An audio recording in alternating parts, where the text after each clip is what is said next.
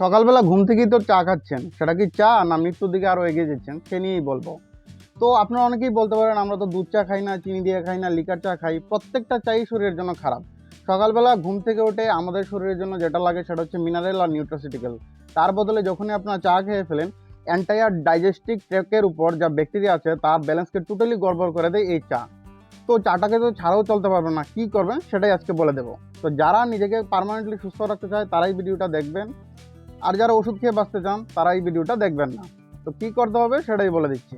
তো প্রথমে ঘুম থেকে উঠেই 2টা থানকুনি পাতা আর 500 ml কুমকুম গরম জল খেয়ে নেবেন। তারপরে কি চা খাবেন যেটা আপনার বডির মেটাবলিজমকে বাড়াবে এবং ক্যান্সার থেকে কিডনি ফেলিয়ার প্রত্যেকটা রোগের ক্ষেত্রেই এই চা উপকারী এবং প্রত্যেকে এটা খেতে পারবেন। কীভাবে সেটা বানাবেন বলে দিচ্ছি। 2টা লং, 2টা তেজপাতা, 2টা এলাচ, 1 চামচ গোয়ামরিচ, ছোট্ট এক টুকরা আদা, 5টা তুলসী পাতা, একটা মাটির পাত্রে 4 কাপ জল দিয়ে বয়েল করতে করতে সেটা যখন একটু সিদ্ধ হয়ে যাবে তখন 10 মিনিট পর সেটাকে রেখে ছেঁকে এর মধ্যে লেবু দিয়ে দেবেন এবং এর মধ্যে ঘরের মধু, কিনা মধু না, হয় ঘরের মধু নয়তোবা গুড় দিয়ে স্বাদ অনুযায়ী 4 কাপ চা এতটুকু দিয়ে তৈরি করে সকালবেলা খেয়ে নিতে পারেন। এটা শরীরের জন্য খুবই ভালো, বডির মেটাবলিজমকে বুস্ট করে।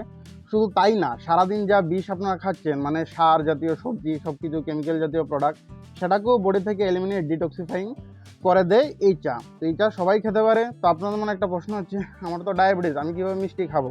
তো কথাটা হচ্ছে যারা এই মানে মডার্ন মেডিসিনের জ্ঞান এবং ব্যক্তি যারা, তো তারা তো সবসময় বলে মিষ্টি খেতে নেই, এই খেতে নাই, সেই খেতে নাই।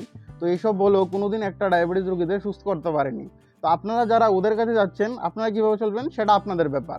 কিন্তু যেসব লোক আমাকে ফলো করে, আমি যেভাবে খাওয়া দাওয়া করার কথা বলি তো সেভাবে ফলো করে, তারা খুবই আরামভাবে এই মিষ্টি চা খেতে পারেন আর শরীরের জন্য খুবই ভালো, খুবই স্বাস্থ্যকর। এবং এই চা যারা রেগুলার খাবেন 6 মাস পরেই বুঝতে পারবেন শরীরের ত্বকের গ্লেজ পর্যন্ত বেড়ে যাবে, এত ভালো এই চাটা।